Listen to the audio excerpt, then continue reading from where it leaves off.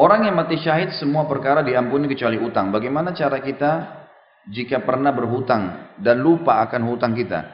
Jika tidak ditagih dan kita lupa, bagaimana cara memohon ampunan pada Allah dalam perkara ini? Tentu saja masalah utang Bapak Ibu sekalian, lakukan satu hal ya. Jangan pernah utang kecuali darurat, itu dulu. Kalau darurat sekali baru utang, kalau enggak jangan utang. Kebanyakan orang membuka pintu utang ini karena mau melampaui kebutuhannya. Melampaui kapasitasnya. Mau karena gengsi, mau karena ya dipuji oleh orang, akhirnya memaksakan harus ganti mobil baru, harus pindah rumah yang lebih besar, harus begini. Kapasitas kita itu tempat tidur 1 kali 2 meter. Kalau kita mampu, silahkan. Tapi kalau maksain diri sampai utang ini bahaya nih.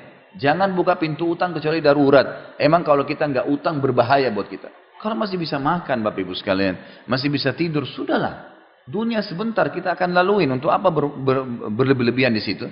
Tetap ikhtiar ya, tetap berusaha bekerja, apalah sampai dapat yang terbaik silahkan. Tapi jangan sampai buka pintu utang, karena bahaya.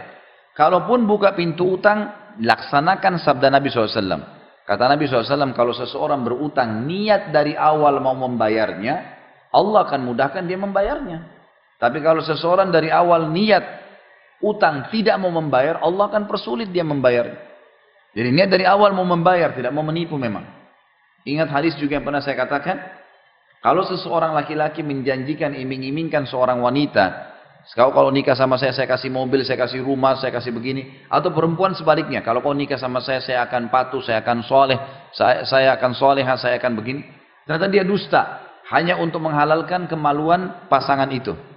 Laki-laki atau perempuan. Ya. Si laki-laki iming-imingkan perempuan karena dia suka, maka dia menjanjikan halal yang dia dusta. Si perempuan karena suka sama laki-laki dijanjikan juga kedustaan. Maka dan dia tahu dia dusta, Allah tahu dia dusta, dia akan bertemu dengan Allah sebagai seorang pezina, walaupun itu sudah jadi pasangan halalnya. Begitu juga dengan kata Nabi SAW, siapapun yang utang dengan seseorang, lanjutan hadisnya, lalu dia berkata, saya akan memberikan begini dan begitu. Misal saya akan bayar sebulan tepat, saya akan investasi yang benar, saya akan, tapi dia dusta, dia tahu diri dusta, Allah tahu dia dusta, dia akan bertemu dengan Allah sebagai seorang pencuri. Tetap akan dihukum oleh Allah SWT. Jadi harus hati-hati, kan gitu. Ini saya kasih kronologis tentang utang dulu ya. Jadi jangan buka kecuali darurat. Kalau buka pun niat dari awal mau membayar. Itu penting.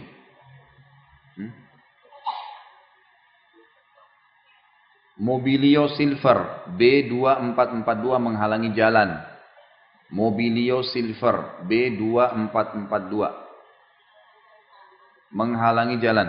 Ya. Oh ini pakai rem tangan. Siapa yang punya ini? Tolong Bapak Ibu sekalian dibantu. Mobilio Silver B2442. Baik, bagaimana caranya sekarang kalau saya sudah terlanjur utang, kemudian orangnya sudah tidak ada? Pertama tentu taubat kepada Allah SWT. Kalau sampai terlintas di benak Bapak Ibu yang bertanya ini, niat untuk tidak membayar. Taubat kepada Allah dan niat dari sekarang mau membayar. Usahakan ikhtiar cari orangnya. Keluarganya, temannya, alamatnya, cari tahu lah informasi. Sekarang kan apa saja bisa dibuka ya. Kalau kita masih ingat namanya saja buka, ketik masuk di Facebook kita bisa dapat orangnya.